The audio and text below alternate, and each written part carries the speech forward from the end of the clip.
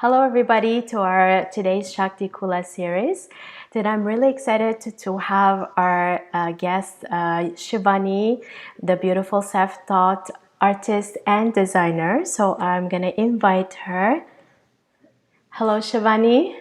Hi. Hi, Hira. I'm Thank you so for happy. inviting me. I'm so happy to have you here. Thank you. I'm happy to be here. Thank you. So it's really a pleasure to have you here because today we're gonna be maybe going through a different path, and this is very close to my heart as well. And Mhm. maybe I'll start by asking you a little bit about your journey and how you came to be this wonderful artist. Okay. Well, I think it all started kind of maybe 10, 12 years back. I had graduated from university. Till then, life had been pretty normal. School, university, doing what's best, which was computer science and, getting into an IT company. So I had been pretty much following the norms. But I think the journey, you can say, started with a question that started coming into me. I think which happened uh, particularly with an incident which happened in my when I was working. Like I was working in a company, I had a lot of friends, and we used to party every Saturday, and it was one of those really young kind of companies. But after about 2 years of working there, they started laying off people. And two, three of my very close friends who I had worked with, I saw them being let go. And suddenly I was there working. The tables they were on were they were gone, and I just started questioning. The question was, I think, what started it, that why, what am I really doing, or why am I here, and what is all this really about? I mean, it was, now I can verbalize it, but at that time, it just sort of caught me, like I think it was propelling me to search. So that's when I kind of began the search of what is it I really want to do. Till then, it was like your parents tell you to do something, or society kind of conditions you. So you don't really think too much what you're doing. And it was at that time that I started, uh, kind of taking some time volunteering with some hospitals. Wanted to see if maybe I want to move towards healthcare. I started also after some time working with children in education. So I tried a bunch of things. In fact, I moved from Canada back to India because there was a company I joined here that used to work with children in the Himalayas. So we used to take children to camps, do various activities, and it was again about self-growth of children. So I actually really enjoyed that. And I think at some level, I started feeling very connected with the work. They also worked with children in schools, developing curriculum. So I started working with them for about a year. And I kind of felt like, okay, I kind of, this is it. I got it. Like I was happy. I had kind of discovered what I love to do. I love to work with people, with children. And I was happy. And it was at that time that my dad sort of said to me, Do you want to go to do a program with Sadhguru? And, I was never into any gurus or, I'd done yoga earlier in my life in university, but it was very like, it was like, okay, just like a physical fitness program. So I kind of was like a little hesitant, but I said, okay, I don't mind, like I'll get to visit a different, city and a place. I said, okay, fine. So it was actually when I was feeling really happy. It wasn't really when I thought I found it. I started the journey with a search, but I worked for 2 years in different things, and I finally was feeling happy. And I go to the yoga center. I did a program with Sadhguru. It was a 7-day program at that time called Wholeness Program. And initially, I was very skeptical. Like, I was just sort of looking at him, hearing him. He made sense, but it was like, I don't want to know you too much. That's about it. Like, I'll do this program and then I'm gone. But I think there is a process called initiation, which you probably know. I mean, obviously you know about that. So that time he used to initiate us into a meditation called Shunya. So after about 5 days of the program, we went into the hall to get initiated. And to me, that was a very, very deep and powerful process. Probably the first time I experienced something which I logically couldn't infer. Um, and I just started getting drawn to him after that. So the next 3 days, like we went for a picnic, I was like right next to him. I was like, I couldn't keep up with him, but I was walking right next to him. I'm like, I really want to know what you are, So there was that pull that started happening towards him. At the same time, I could feel my logic and understanding of life breaking, and that was happening during this whole program. Suddenly that box that I had created for myself, even related to my work, what I was doing, it was falling apart and it was scaring me. Like I went to him and I even said that, Sadhguru, I was happy in ignorance, and now I'm so confused and lost, and I was very lost, and he just looked at me, just with that serious kind of a face, and he just said, do your practices. And that was what stuck to me. I was like, okay, maybe that's going to give me the answer.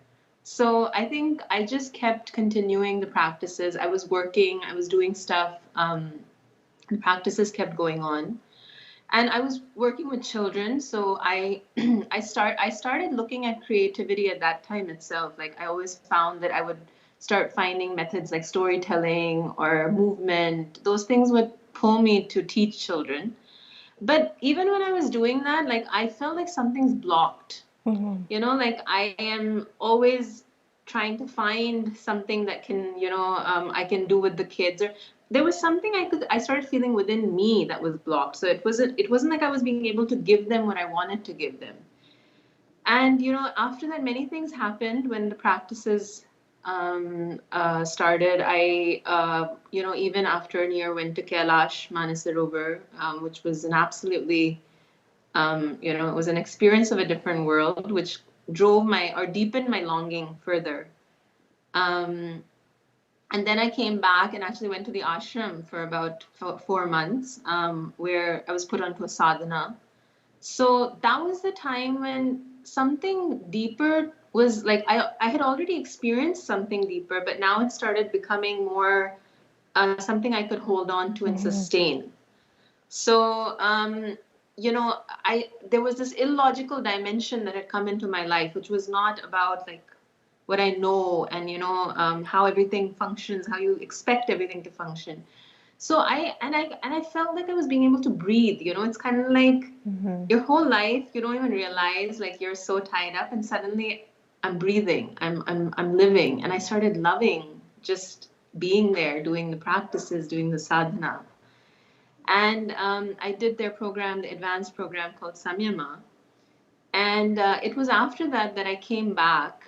And suddenly there was a drive in me for something more. And I didn't realize that, but I was watching something related to dance one day.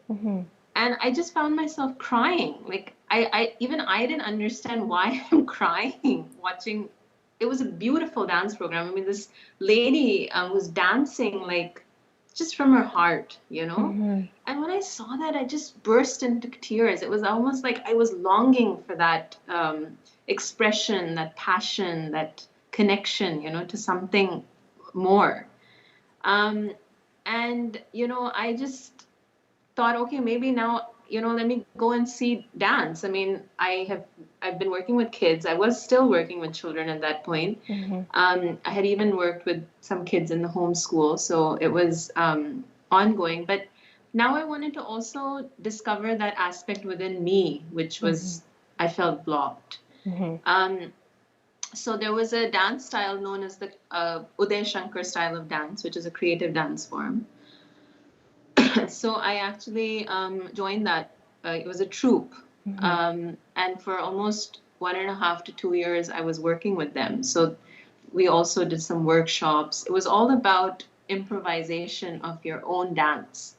So Okay. it was again that you learn techniques from different dance mediums like Bharatnatyam, Kalari, Chow. So you learn these dance movements, but you kind of improvise. So it's again a lot of creativity involved. So, my teacher, she would give us props. Like she would give us a stick, or she would give us, anything lying around, like even a bucket or something. And then you have to dance with that. So you have to experience that as maybe your lover, or maybe, your baby, and then she'd put on music and you express and dance. So initially when I did that, like I again felt that block. And it was a very it was like kind of I did understand it, but it was a disturbance. It was like you're trying to touch something but you can't touch it. That was the feeling that I used to have. And I remember one particular time she gave us a prop, and she just, everyone was sitting, all the people, the dancers were sitting, and everyone was watching each other. And my turn came, and she gave me the prop and put on the music. And I decided, like, it was just an unconscious thing. I just decided I'm going to let it go. I'm just going to flow. And it was like magic, Hera. Like that was the moment I still remember, because it was the beginning of that feminine energy that I connected to. Wow. So I remember just connecting, and I was moving with that same energy that I was experiencing in meditation. Whether you call it the Kundalini or you call it that Shakti energy. I mean, it was like I could experience that. And I was scared of letting anybody know that I was experiencing that. But this time I just let it flow. And when I did that and I opened my eyes, people were just looking. Like everyone was like, wow. And I just knew I've connected. And I thought, oh my God, my whole life I was trying to hide this. I was scared that if people get to know this part of me, it's like a crazy part, so you're scared. So you're scared that people are gonna like think you're crazy. So you hide it, and the moment I let it loose, it was just like magic, you know. Wow. But I couldn't hold on to it. It was like an experience. It's like BSB, right? It's like an experience. I experienced it, but I couldn't sustain it. So it was like, it was kind of like, okay, now I know what it is, but then the longing is more. It's like, okay, now I can't Right. hold it. I'm logically trying to think about it. Whenever I'm improvising, I'm thinking, okay, I want to touch that again, but it's not happening. So that's where I think sadhana comes into play, whether it's with your meditation practice or with your art form. But it was during that time that art also came into my life. So along with dance, I found that colors and movement was also something that I really wanted to explore. Um, so here are you kind of, I can hear you, but I think your image I is think the connection was frozen. lost. Okay, we're Oh, can you back. hear me? Yes. Okay, We now could it's still fine. hear Can you you. hear me now? Yes. Yes. Okay. So that was the time that I started feeling like I really want to um, explore um, something with colors. I had painted as a child, and in my house, my mom is a ceramic potter and artist, so I'd always seen Okay. art at home. So there was, but it was always like, when you have it at home, you kind of feel like, okay, I don't want to, I don't want to do this. Like my parents do this or my mom does this. So I stayed away from it, but this time it came to me from within. Like it was like I didn't want to show anybody what I'm doing or anything, but I wanted to just play. So I actually started, taking big pieces of paper, and sometimes in my own room, I just started like throwing color on paper and just exploring and, making all kinds of lines. And, I was just playing with movement. Essentially, the same movement I was experiencing in my dance classes, I wanted to explore that in color. Dance had certain limitations of the body. You can't, I had flexibility, but not to that extent that you would like. So I felt art gave me a way to explore much more freely. Okay. Um, so this process started for me around 2009, when I started exploring dance, and I started finding even teachers who could kind of guide me. So I went to a few teachers who taught me sketching, and even one teacher sat in front of me and gave me a paper and said, okay, now you draw a leaf. So I went through all kinds of teachers. But even till date, some of the stuff they told me helped, because they taught me to shade in certain ways, and how you use a pencil. So those were basics that kind of I learned. Mm-hmm. But I knew I haven't found what I'm really looking for. What I want to touch, that's not coming. Mm-hmm. And my work also, like my dance teacher would see it and she'd say, "Ha, it's okay. It's okay." Like, I'm thinking I'm creating Picasso, but when she sees it, it's like, yeah, it's fine. It's okay. You can do better. So, I knew that I'm not being able to express what I'm feeling yet. Mm-hmm. Then the Devi consecration happened in 2010. So that was like, I think, a turning point for me in many ways. I actually stayed in the ashram for another 3 to 4 months after the Devi consecration. Even chopped off all my hair, became bald. It was like a very intense period for me, um, where that feminine dimension um, became a part, now not even doing anything. Like earlier, it was like either I was dancing or I was doing something, then I would experience it. But now it was like I'm just sitting, and you can experience this new energy. And that energy was so nurturing and healing. Like I felt like from deep down, something's healing within me. Mm-hmm. Like, as I said, there was always a fear of demonstrating your feminine qualities. Like, Mm-hmm.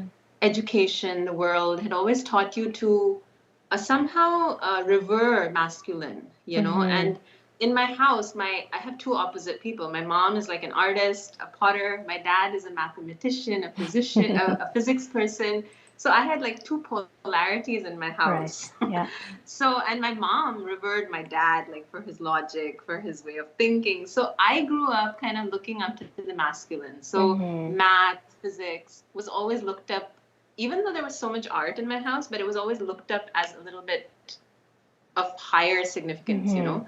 So I think there was always this thing of wanting to touch masculinity. And that was where my education took me, my university took me. Math and computer science is what I did my degree in. And somehow the logic developed, which I think even today that's very supportive to me, because I see some people who have not developed that. There are certain things which are harder to pick up. Right.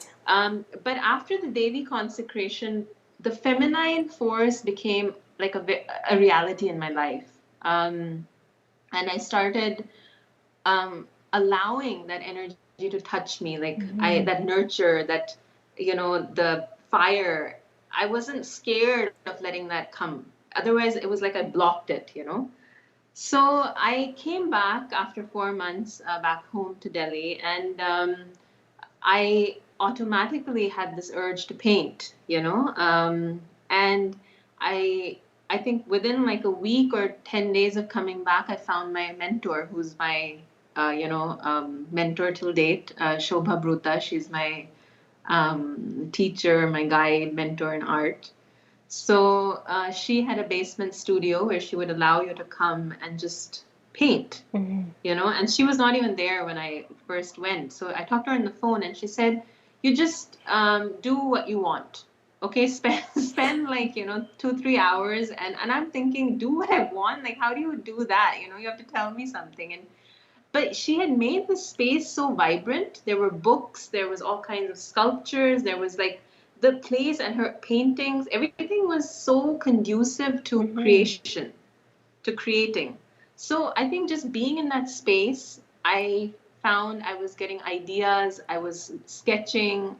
And then she came back and she would always tell me to paint from within, Mm-hmm. and this was not with everybody. Like, she was different with everybody. Mm-hmm. So with some people, she would say, she would give them something and say, draw this, or draw a portrait, or draw a still life. She would put a still life and say, draw perspective, and she would explain to them perspective. But with me, she would just like look at what I'm doing and just move away.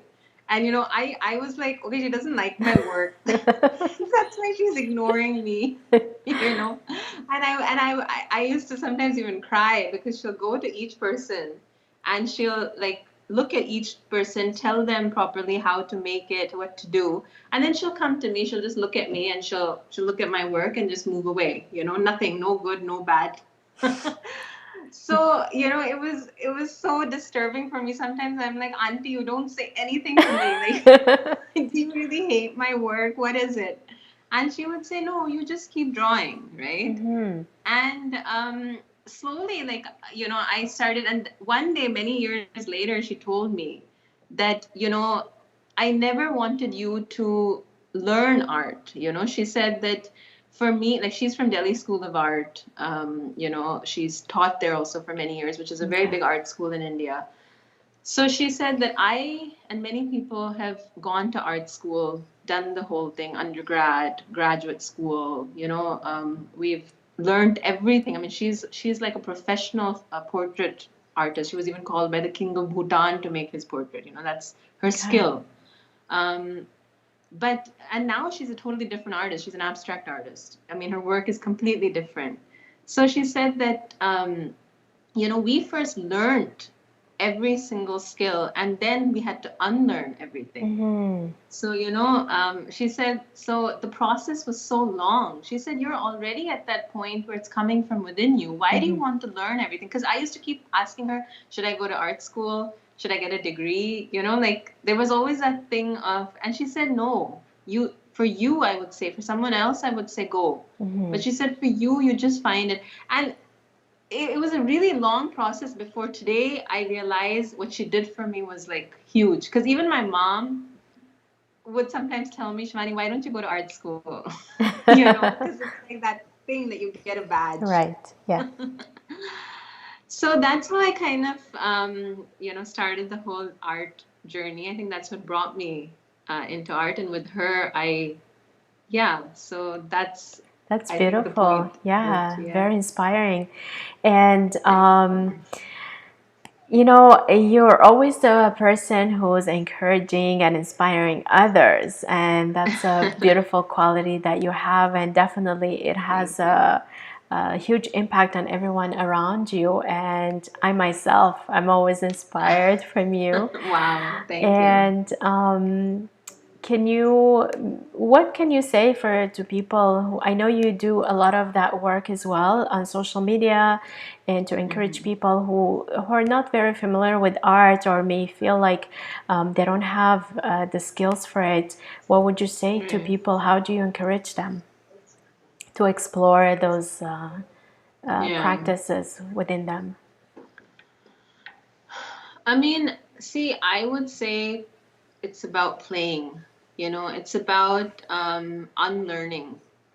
I mean, this is what I would say because we're always like from the moment we go into school, not everybody, like nowadays there are more open schools, more places where Mm-hmm. children are being encouraged to from childhood explore.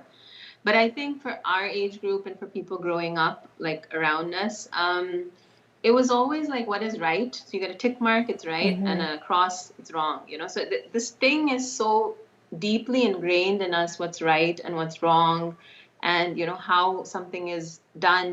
Um, that you the process of breaking that is actually what kind of connects you to your own creative power. Mm-hmm. So I think the first thing is to jump in, and do.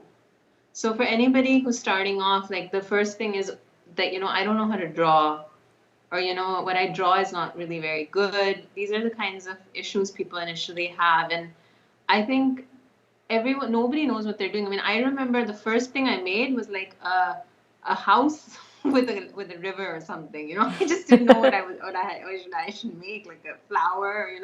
So it's like we're all, or at least most of us are. That's what we've learned. Like that you either make a still life or you make a river and you make a landscape or Mm-hmm. so just to break out and just start looking around at what it is you connect to. Maybe you're a realistic painter. Maybe you really do want to go to that skill level that you want to create those real leaves and that real landscape, which is beautiful.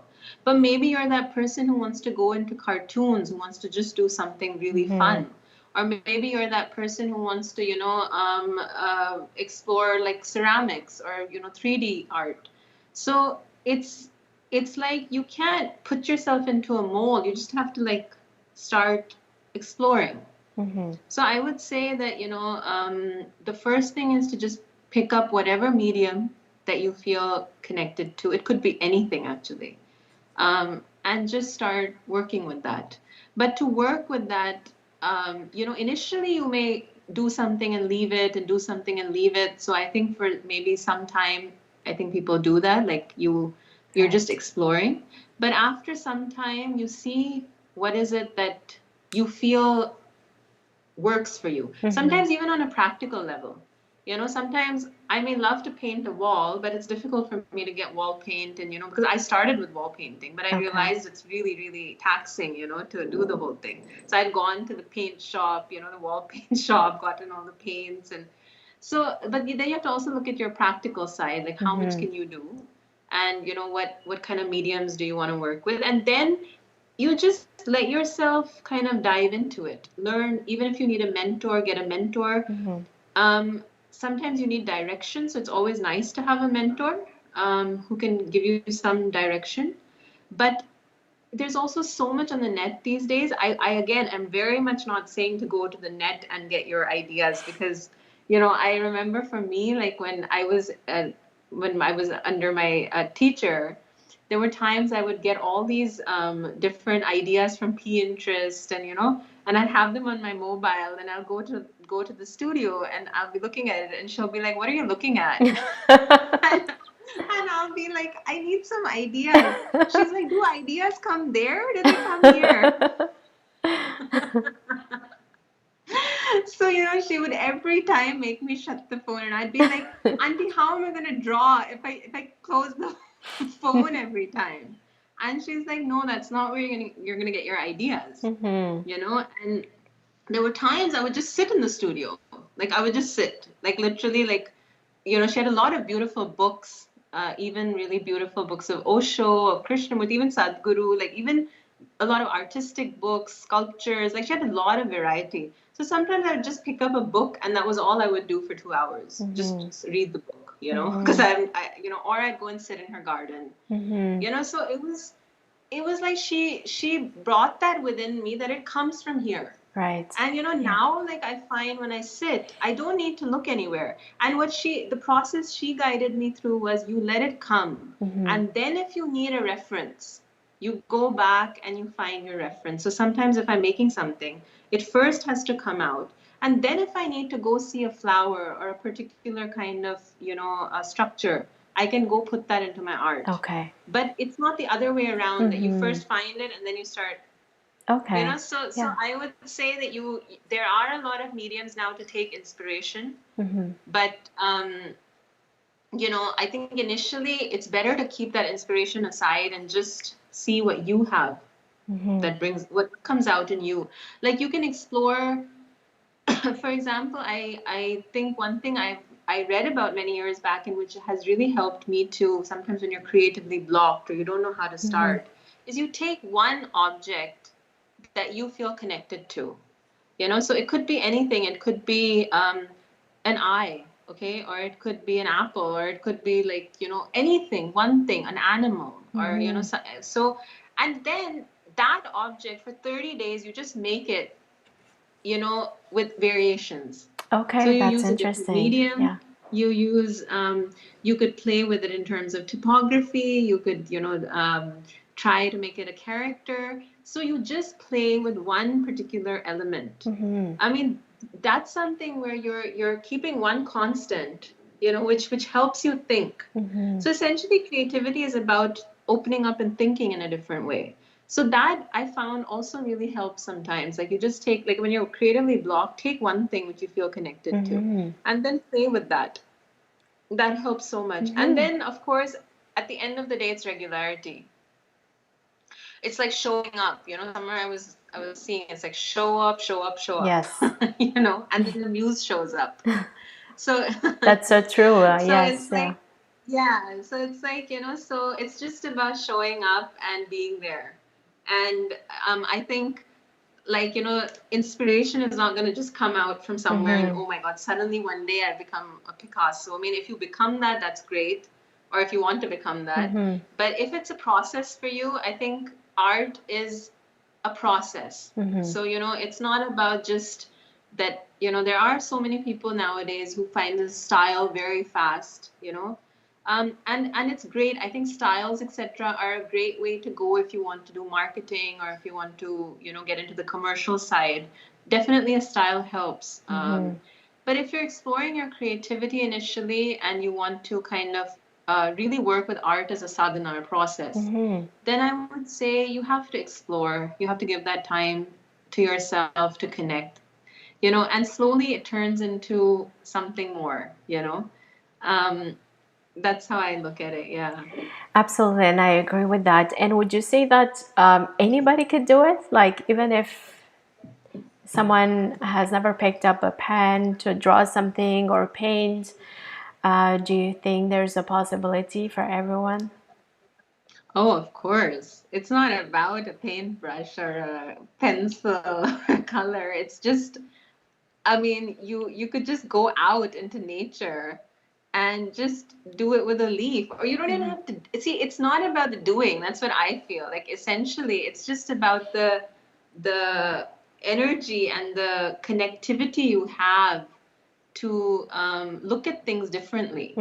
So it's not really about that I have to be an artist. I mean, the same process can happen in any way. You could do it with dance, with, Right. it doesn't have to be only the visual arts. It could be a piano, it could be music, it could be anything, writing.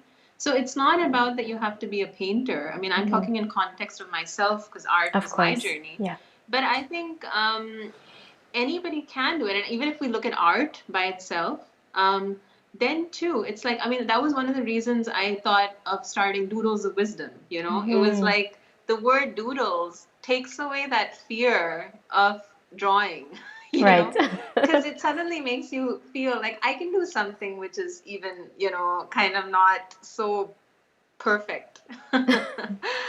So that was, I mean, because I was looking at several words, and doodles was the most fun and the most kind of easiest to connect to. So sometimes people tell me, "Oh, I love your doodle," and I'm like, "That's not a doodle," but okay, but but I am the one who's kind of made it into that doodle because. So it's like anybody can pick up, and if you can make a mark, and I think, I think I was talking to you about this. There's a book that, I picked up some time back, which is very inspiring to me, which is exactly what you asked me. It's this book called The Dot, and it's about this boy who kind of, uh, you know, basically sitting in his classroom and he's like, I can't draw. So he's sitting with a blank piece of paper, and this teacher comes in and she's like, oh, is that a polar bear in a snowstorm? So he's like, no, I can't make anything, right? And so she's like, okay, just make a mark. So, he, in anger, he just stamps it with a dot and he just like leaves it, right? And she looks at it, she does, that's nice. And then she says, can you just sign it? So he signs it. And the next day he comes to class, it's framed and put in a nice golden frame. And he looks at it and he's like, hey, I can make a better dot. So, he picks up his colors and he said, okay, now I'm going to make different colored dots. Oh, now I'm going to mix my colors and make a dot. Now I'm going to make a bigger dot, And so there's a whole gallery of dots by the end. And after some time, his teacher puts that up on display. And a little boy comes and looks at him and he's like, oh my God, you're a wonderful artist. Can I draw too? So he's like, can you draw a line? He's like, no, I can't draw a straight line. So he's like, okay, he gives him a paper and he's like, draw a line. And he draws a squiggly line. And, he's like, great. Okay, sign your name. And there you go. That's another journey. So it's kind of like that. It's like if you can make a mark, you can draw. It's not that you have to make something so fancy or anything. It's, yeah. Yeah, that's really inspiring. And I know that you have done different styles as well. And do you have anything that you'd like to share with us? Sure. I mean, well, the doodles, etc., are kind of on, mostly I've been posting them and stuff. So I'm now getting into this iPad. So I was always doing watercolors, and my journey actually started with more of watercolors and acrylics and things like that. But recently, I just decided that, as I told you, sometimes it's also practicality and things you have to look at when you're, doing art. And I found an iPad gives me so much scope to do so many things, and it's easier to travel because I travel a lot. So that way, it was better. But I will share a few things. Like, for example, about 2 years ago, I had a serious wrist problem. I still have it, but it's less. Where the doctor pretty much told me that you can't paint. Okay. So she basically said to me that find something else you like to do. And it was a time I had done exhibitions. I had started making my own product line, and here someone's telling you that, well, that's it. Wow. So, and when I would start painting, my hand would start hurting because I couldn't hold a pencil like this. So that's when I started this style, which is kind of, it's collaged work. These are all paper bits from my watercolors. Oh, So wow. over the years, the watercolors that I had done, I just decided to start putting it together in the form of collages.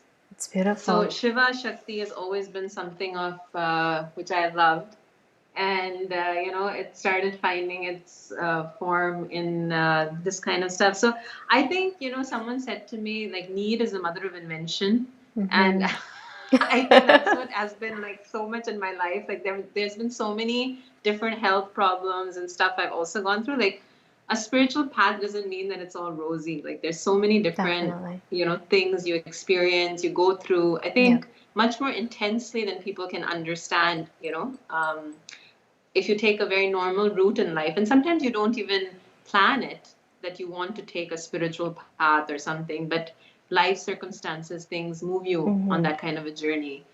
And so a lot of this journey has been about striving, and kind of that's where I said art has become a process. So it's become like, it's not like roadblocks were not faced. There were so many roadblocks, even now, like the kind of work I like to do, I actually can't do that. Like I have always loved intricate, very, very minute, intricate work. I mean, I think that's where I feel most connected, when I'm doing very tiny work.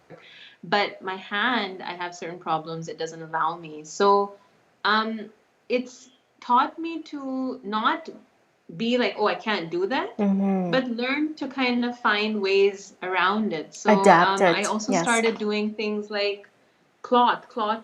So this is kind of like a scarf I made some time back. Wow. So this is so basically painting on cloth is very very soft, very gentle on the hand. So I started making scarves, and then I found I could make necklaces. So from the same material, I started putting together these necklaces.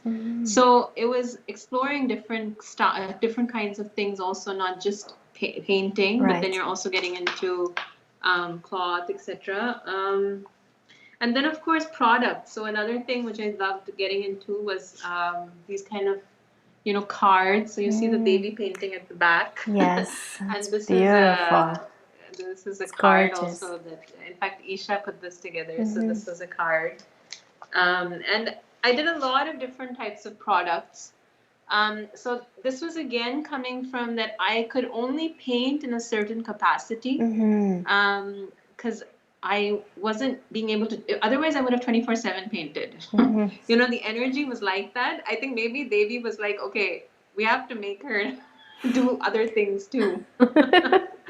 Otherwise, I tell my mom, I'm like, if I didn't have any other issue, I can just sit on that studio like day and night and just paint.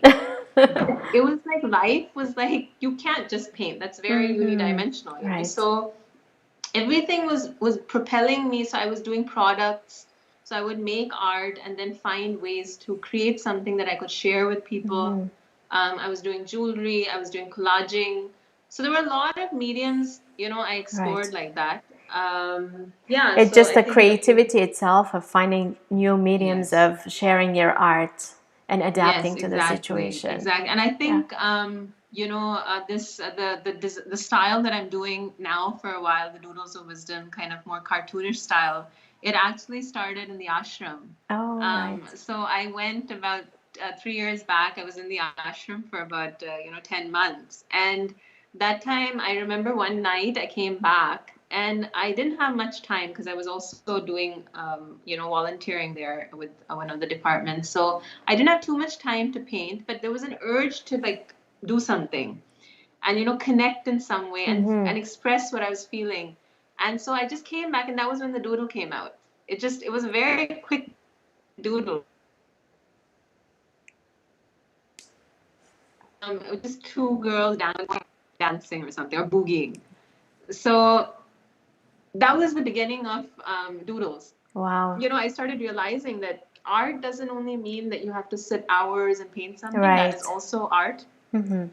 But art is essentially an expression, Mm-hmm. and this was giving me a way to express. So Isha did a Youth and Truth. They had a campaign with Sadhguru. So that time, it was a beautiful privilege for me that I got to draw illustrations for them. So that time, I was going through some health issues again, and just every day drawing one doodle with Sadhguru's quotes was almost like he had given me something, like it was like something to just heal. Mm-hmm. And at the end of that year I put together a calendar with that with those doodles. Yes. So and that's how Doodles of Wisdom happened, because I found that for me, taking Sadhguru's quote, sometimes even like other people masters I connect to, like Rumi, Mm-hmm.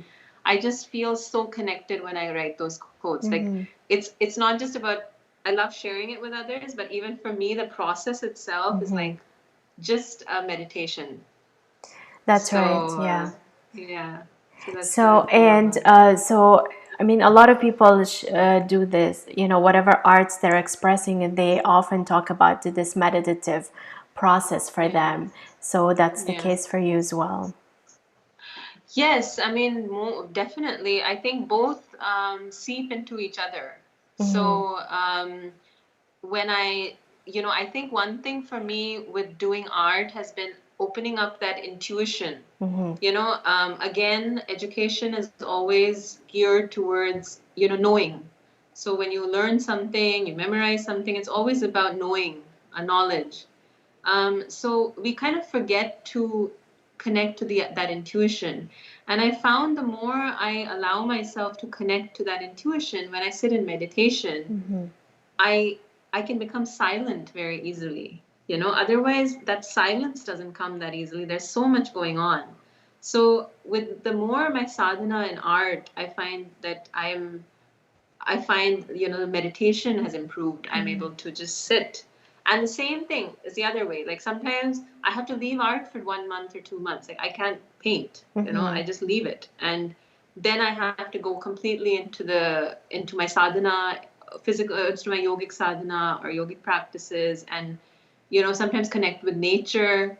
And I Mm-hmm. find that draws into my art. So when I come back to it after a month, suddenly new ideas are springing, and Right. so I can't, for me, like it's not like I can just keep painting. Like Mm-hmm. sometimes I just have to stop Mm-hmm. and gather that energy and then paint again. So it can't be just a process that, oh, I'm just making something, like, so that's why commercially and all, like, Mm-hmm. I see art as something which, when if it comes out in the Mm-hmm. form of products, etc., it's nice, but I can't do it in a way which is just commercial, Mm-hmm. where I'm just kind of Absolutely. And driving it that way. and Yeah. we feel that connection and Wow. the Thank you. expression in your art. It's beautiful. And for those who are watching, all the details are below the video, the links. I'd encourage you to go follow on Instagram and Facebook. Absolutely beautiful art Thank you that you'll so much, see all the Hera. time. And I have a calendar coming out this year, so I think Wow. probably in a week or so I should have it up. So I hope to also share that with you guys this year. Absolutely. And Yeah. so people can find you where on social media and through your Yeah. website as well? Website, yeah. Website is slightly old, but I'm going to Mm. update it probably in the next few months. But social media, probably Doodles of Wisdom on Instagram is the best place at this point. Yeah. And also Facebook. Yeah. Yes, So, and I'd love to have another session where we can maybe look at more at your art and the process of yeah. it. That would be And maybe we lovely. can do a doodle Yes. or we can do some art. That would be awesome. Yeah, definitely. It was so nice, Same, talking to you. same And here. Thank you so actually, I much, forgot we Shivani. were doing a video. I Yes. just kind of totally, I actually forgot. I was like, I'm just talking to you. And we are. Yeah. Shivani, thank you so much. I think Thank you, Mira. that inspiration is absolutely beautiful, and that connection that you Thank you. have, art that nourishes your soul, and Thank with you. the yogic practices and your journey as well, Yes. that nourishes that as well.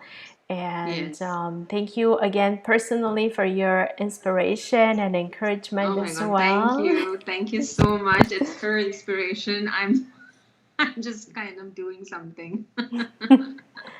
But thank you so much for having me here. It Thank was so you. Thank lovely. you for being here. Thank you. Thank you. Okay, bye. Bye See you. bye. Thanks everyone for joining us. Please go ahead and check Shivani's social media. You'll just see absolutely beautiful creations all the time. And looking forward to seeing you for our next episode. If you'd like to subscribe, that way you can be notified for our next episodes. Thank you so much.